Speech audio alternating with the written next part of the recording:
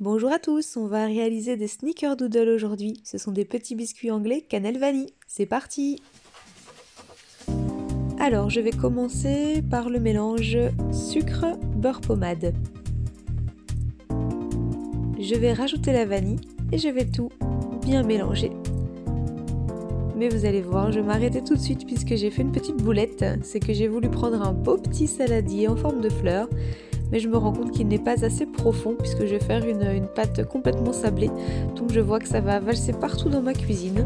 Et donc c'est parti pour une deuxième fois, même mélange, mais dans un bol plus profond. Alors, je rajoute mon œuf, je mélange le tout pour avoir un mélange bien homogène, légèrement éclairci et qui a vraiment une texture de pâte. De là, je vais rajouter tous mes ingrédients secs.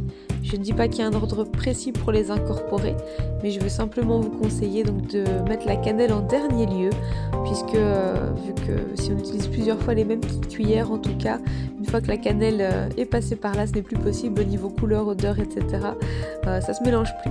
Bref, donc quand on a terminé tout ça, on va avoir une belle couleur sable et une texture sable. Donc il faut avoir quelque chose d'homogène, de ne plus avoir de grumeaux nulle part et d'avoir vraiment l'incorporation complète au niveau de la pâte. Je vais terminer en modelant le tout avec mon poignet pour tout rassembler en une seule masse.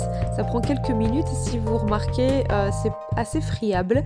C'est pas comme une pâte sablée traditionnelle, il n'y a que 60 g de beurre dans la recette. Et donc voilà, on se demande même si on n'a pas un petit peu raté ou quoi. Il y a no panique, tout va bien, il faut bien souder, faire un beau boudin et puis envoyer valser au frigo votre préparation pour 40 minutes. Alors, lorsque vous reprenez votre pâte sortie du frigo, vous pouvez soit la reformer pour avoir un boudin plus fin et plus arrondi pour que la forme de vos biscuits soit un peu plus élégante que ce que moi j'ai fait. Vous pouvez aussi façonner toutes des petites boules que vous allez aplatir pour avoir une forme plus proche du cookies et avoir une plus belle épaisseur de biscuit, donc pour avoir plus de moelleux à l'intérieur. Là, je vous avoue que moi, ma pâte était vraiment dure, puisque si vous regardez mes vêtements, ce ne sont plus les mêmes, puisqu'on est le lendemain et que je n'ai pas eu le temps de m'occuper des biscuits, donc après les 40 minutes indiquées. Donc on est le lendemain, et du coup ma pâte, vu qu'elle est bien dure, j'ai tout simplement tranché, le but étant de vous montrer la recette. Ça ne changera rien au fait qu'ils seront excellents, même si ce ne seront pas les plus beaux. Je suis sûre que vous ferez bien mieux chez vous. Donc je vais tremper chacun de mes biscuits des deux côtés, donc deux faces, dans le mélange sucre-cannelle qui va leur donner une petite croûte sucrée avec ce petit goût cannelle. Ça va pas caraméliser, mais ça va vraiment apporter un petit croquant, et c'est vraiment la particularité de ce biscuit dont la recette me vient de Londres, qui est vraiment typiquement british et c'est super bon.